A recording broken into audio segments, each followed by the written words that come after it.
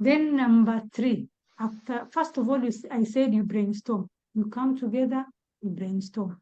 Then after brainstorming, you do what? You list them. Because we have seated like 5, 6 of us here. You have like 3, 4 points. Another person has 1, another person has 5, another person has 2. So now we merge them, we bring them together, we list them on one page, on one paper, all of them.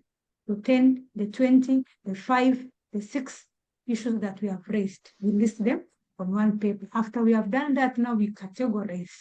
Now categorization we discuss. Now we agree together which one should go to small Kaizen and which one should go to large Kaizen. That is the essence of categorizing. The things that you know you can do within a short period, and the things that actually you need baseline data to say that you are not doing well. That is now large Kaizen. After you have categorized the small Kaizen, yes, you can work on it. So that one has no issue. So for the large Kaizen now, you need to subject it to matrix diagram for feasibility check. And this matrix diagram has 4 parameters: the impact of whatever you want to do, the urgency, the possibility, and the resource availability. These 4 parameters has scores, the highest being 3 and the lowest being 1. So when you say the impact of whatever you want to do is 3, it means that it has massive impact. The impact is actually huge. If you give it 2, the impact is there, but it's not that much. If you give it 1, it actually has no impact as such. So there's no 0. So the lowest is 1, 1, 2, and 3. For urgency, when you say 3, urgency means it's something that we need actually to work on it immediately, or we should have worked on it like yesterday. It's very urgent. If you give it 2, it's urgent. It's not that very urgent. If you give it 1, it's actually not urgent. Then if you go to resource availability, now possibility, if you say 3, it's possible, you can work on it within 6 months. Actually have people to work on it. You have the people who can do the whatever you want to improve on. If you give it 2, yes, maybe you have the people you have skills, but they are not adequate, so you can give like 2. Then resource availability, the resources you need. Please remember, people usually confuse this. You say 1 because you don't need resources. It's not 1 for no resources. It's actually 3. 3 means the highest, meaning you don't require much resources, or actually no resources that is needed for 3. When you say 2, you require resources but not much. But when you say 1, you need so much resources. It's actually, you can actually do not do it because it needs so much resources. You cannot do it because the resources you need are so much. So remember, 3 for resource availability means you actually do not need resources at all, or you need very minimal resources. And when you say 1, you need so much resources. So, and then from this now, you will pick the highest scoring thing. The one with the highest score is what you're now going to pick, and then now make problem statement from it. For instance, you say low skill delivery. So when you rate it in a positive way, you will say improve the skill delivery. If it has scored now the highest score amongst all the issues, you are going to come with problem statement for it, for that selected thing. So this is slide showing how you can work on small Kaizen. You can have a photo before and after, and a brief description of what was it like, and maybe after you have done your Kaizen, how is it now? How is the situation now after you have done the Kaizen? And then you can also tell us the benefits from this quick Kaizen, like maybe it has improved movement, it has reduced staff burden, it has improved on worker safety, or improved productivity. So it is not limited to this, that you can just pick from the below. This is just like a guide. So you can have other benefits from whatever you have implemented. And remember, when you are putting for the small Kaizen, you have to put the unit, the word, the date of implementation, head of the WIT, because every WIT has to have a head, focal person, that is. Then the members of the WIT who has implemented the small Kaizen. Then now the before and after photos, small description of the situation before and after, and then the benefit. a good example, where in the first photo you can see things are just, they're not organized. So if you like send someone to come and pick anything for you from this first photo, this person, you will agree with me, he will take longer time looking for a particular thing. Compared to the second photo, which actually shows you how things have been arranged. They have labels, and then they actually even have a status of the stock. So you can be also able to know when your stocks are low, when you need to restock, when you are full on stock. So like maybe if you are at orange, it's actually warning you that you need to restock. When you are at red, it's telling you your stocks are over, so you need to restock immediately. So that is the benefit of it. So you can see from these two photos that once you have implemented Kaizen, you'll be more productive and you'll meet your clients' satisfaction or your patients' needs. So for the large Kaizen, I said you start with brainstorming, you come up with your issues or problem, then you list them down, you categorize them in small and large cases. That's a repetition of what we have just said. Then you subject to feasibility check with matrix diagram, the impact, the urgency, the possibility, resource availability. I've just mentioned all this, but impact is what impact will it have on your clients? Urgency, how urgent is it? Is this problem for you to solve it? Possibility, whether you can do it within 6 months or you can solve it within your department. Resource availability, whether you require any resources or you can work with the existing resources. Example of a Kaizen theme that is written in positive manner. Number of giving wrong medication is reduced. So this, I don't know who can like maybe write it in the chat. What was the problem for these three? Number of giving, I said you start by listing all your issues, your problems, before you write them in a positive way. So this has already been written in a positive manner or positive wish. So how was this before it was written in this manner? Number of giving wrong medication is reduced. Number of mistakes of placement collection is reduced. Medicine wasted volume is reduced. So for number one, number of giving wrong medication is reduced. So the problem or the gap was giving wrong medication. That was the problem. So they want to work on it to reduce the wrong number of wrong medications. So the impact, you can see it's true.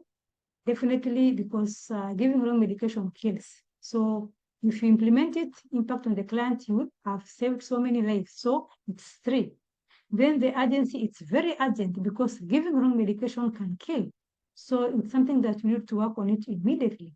Possibility, yes, maybe it's not something that it can take you long time or even months or years. It's something that you can work within the 6 months or even less. Then resource availability, okay, so maybe you need resources, not much, but actually you need resources, but it's not like you cannot do it, you can't do it with resources. So that's why we are giving it 2. If maybe you said 3, means that you don't require resources at all. So for 2 means they require resources, but not much. And then the score was 11. Then for number of mistakes of assessment collection is reduced. The impact 2, the urgency 3, possibility is 3, resource availability is 3, and the score is 10. Medicine wastage volume is reduced. So